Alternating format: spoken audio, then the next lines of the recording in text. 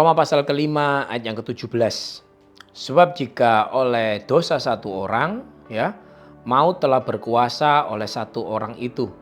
Maut telah berkuasa oleh satu orang itu.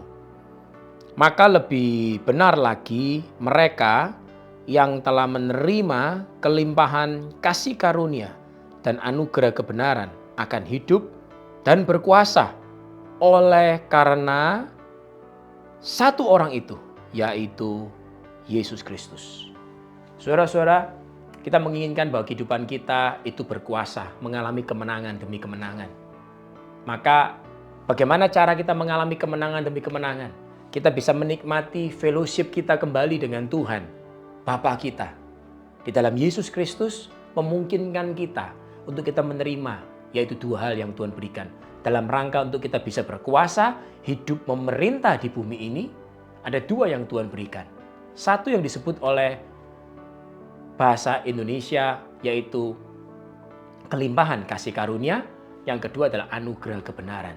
Seringkali kata-kata ini menjadi sesuatu yang sangat sederhana dan tidak dipahami dengan dalam, dengan detail, saudara.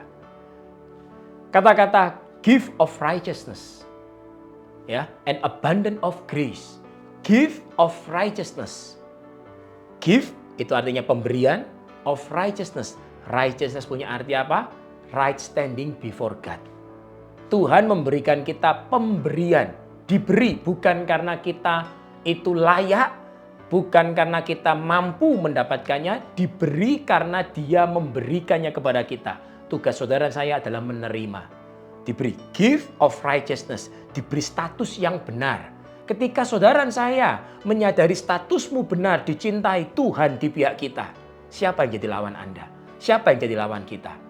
Pemahaman betapa kita mencintai Tuhan, pemahaman bahwa kita benar oleh karena darah Yesus anaknya, pemberian yang pertama. Pemberian yang kedua adalah abundance of grace, kasih karunia yang berlimpah-limpah. Kata-kata kasih karunia yang berlimpah-limpah, grace diterjemahkan sebagai God's ability atau kemampuan Tuhan. Jadi manakala saudara mengerti dua karunia pemberian Tuhan ini, gift of righteousness and abundance of grace. Kemampuan Tuhan diberikan, hikmatnya diberikan, kemudahannya diberikan, kesehatannya, hikmatnya, cara berpikirnya, semua Tuhan berikan. Karunia-karunia roh melingkupi kehidupan saudara dan saya. Maka dengan demikian, kita akan mampu untuk memerintah di bumi ini. Saudara saya menerima Tuhan Yesus sebagai Tuhan Juru Selamat. Alkitab berkata, sebab oleh karena pelanggaran satu orang maut masuk ke dalam dunia. Dan oleh karena ketaatan satu orang pula, yaitu Yesus Kristus. Sehingga kita memperoleh anugerah kebenaran dan kasih karunia yang berlimpah-limpah. Sehingga supaya kita memerintah di bumi ini. Kita memerintah karena kita bersama dengan Dia. Saudara saya menerima Dia sebagai Tuhan dan Juru Selamat. Bukanlah dengan maksud hanya sekedar memindahkan saudara saya dari neraka ke surga. Tetapi saudara dipanggil Tuhan untuk memerintah di bumi ini.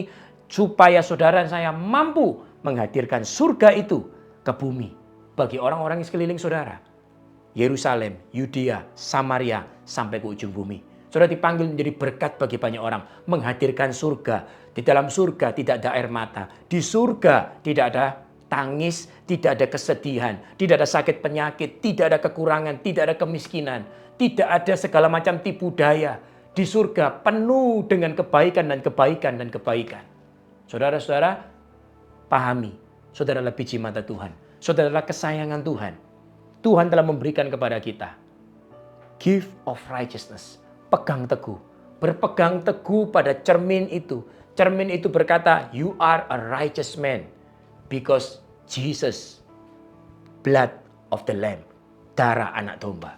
Nah saudara-saudara, pegang teguh itu. Dan berkatalah, Tuhan, Engkau telah tebus aku. Aku memerintah bersama dengan Engkau.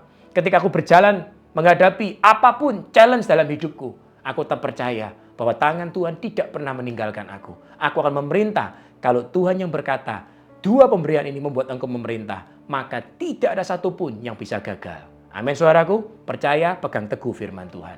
Tuhan berkati setiap kita.